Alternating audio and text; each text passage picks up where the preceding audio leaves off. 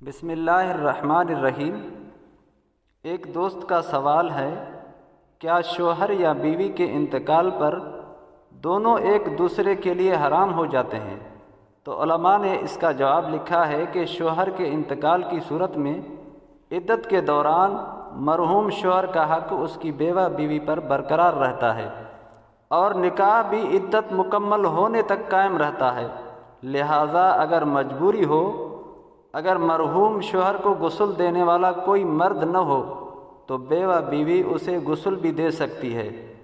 تاہم بیوی کے انتقال کی صورت میں نکاح کا رشتہ اس طور پر ختم ہو جاتا ہے کہ شوہر مرحومہ بیوی کے جسم کو نہ بلا حائل چھو سکتا ہے نہ غسل دے سکتا ہے، اور نکاح کی وجہ سے بیوی کے وہ تمام رشتہ دار جن سے نکاح کی شرعاً اجازت نہیں تھی وہ سب کے سب حلال ہو جاتے ہیں۔